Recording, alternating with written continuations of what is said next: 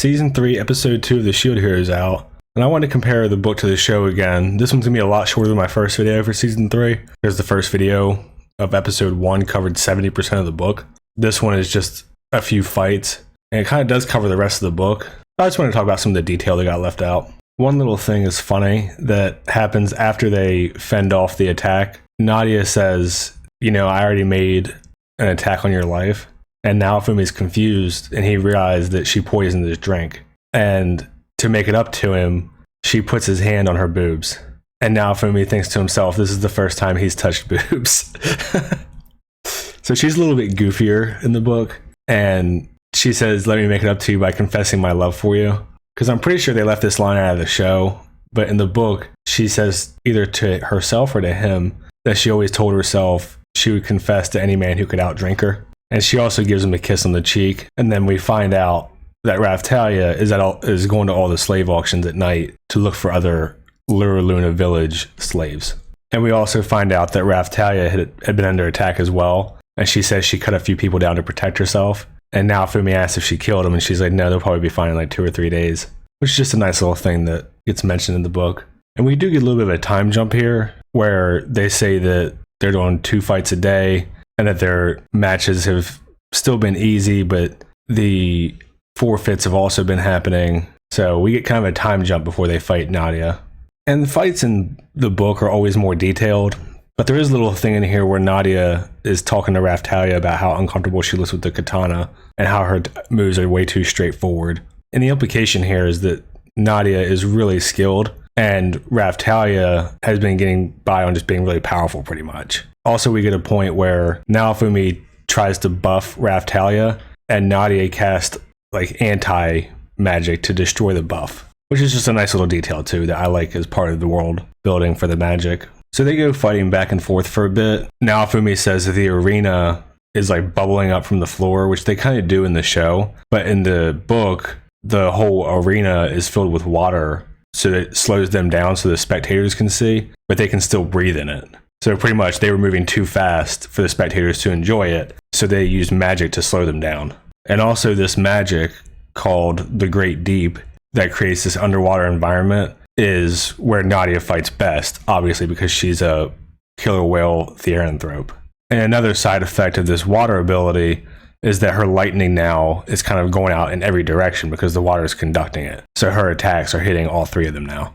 There's also support magic being cast on Nadia. So Raftalia and Philo's attacks get blown away sometimes, and you find out that the crowd is supporting Nadia pretty heavily. But then you see people throw support robes in for Raftalia and Philo. So the crowd is really just wanting a good fight, but it's pretty biased toward Nadia.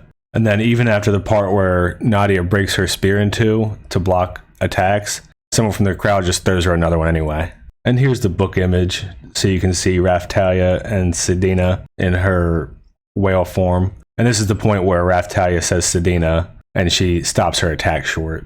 And this is the part where they do like the little talking and fake fighting. And it's kind of funny in the book, because Naofumi is like, hey, you do some lightning, and Raftalia and Philo do some magic attacks so it looks flashy. Because the crowd gets really confused and kind of bored when all of a sudden they're just like poking and prodding each other instead of actually fighting. And a part of the way they do this is with Raftalia's illusion magic that she's been using throughout all the fights to conceal their power level. And we also find out that part of the rising price of the Luna slaves is actually her fault because she's been buying them up with help from a merchant, she said, who has a crush on her. So that's part of it too, is Naofumi was looking for them and they were popular because the Shield Hero had Raftalia and then Sedina was buying them, which also messed up the market. And she actually was part of a different plan to get to the finals and then throw the match with a ton of money bet on whoever her opponent was. And they're kind of holding the slaves now as hostages. And next is the fight with Murder Pierro. And I don't know if this was mentioned in the show or not, but Sedina refers to her as a girl. She says she's incredibly strong. And if you're curious to what the character actually looks like, she actually shows up in the theme song. So you'll see her at some point this season. And now Fumi also does a little bit of bitching here that the audience voted, and anyone who bet on Nadia gets to keep their bet, and anyone who bet on Naofumi will be refunded. So he's really pissed off at the whole thing, because obviously when he bet on himself against Nadia, he was getting really good odds as the underdog.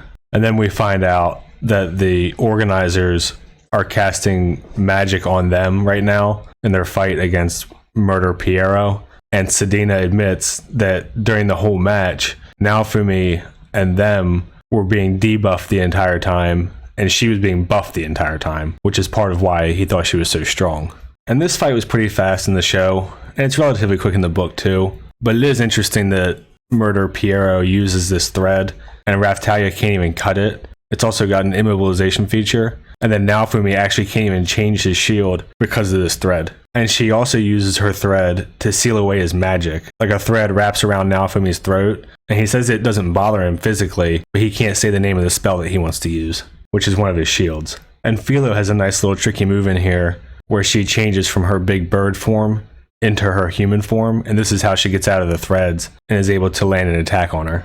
And she also uses this needle attack where it's a ball of thread with needles coming out, and Naofumi looks up and sees that all the weapons that the crowd had tried to throw them had been caught in the threads, and essentially she turned the arena into a big spider web that she has complete control over. And then Philo uses some of her singing attacks that she learned in the other world and sets the threads on fire, and also is able to use this like air sonic boom attack type thing. And then the merchant friend, the accessory friend of Naofumi, and the slave trader show up because the merchant is trying to threaten Sedina and say he's going to blackmail her and, you know, make sure that no matter where she goes, he'll find her and that sort of thing. But those two have a ton of influence. So they show up and pretty much deny the penalty of Naofumi's party since he used a false identity as the shield hero, is how they try to get out of paying him. And we also see Naofumi eat one of those rucoli fruits that's supposed to be super poisonous. And this is kind of used as proof everywhere that he goes now when he's doing his trading and stuff to verify that he's the real deal. So Naofumi portals back and forth to get like the 15 slaves back to the village, and he's going to put the slave crest on them, but he decides to wait until they get back and let them make that choice on their own because he doesn't want, obviously, to have slaves they don't want to be. So he's going to let the other kids in the village serve as an example that they can all become stronger and that he's not going to mistreat them if they're his slaves. And then the epilogue is just kind of this goofy little thing where they're back at the village that was in the show. That was in episode 3 of the show, where Sedina is asking how far Raftalia and Naofumi have been, and Naofumi kind of throws a tantrum and just assumes everybody's messing with him.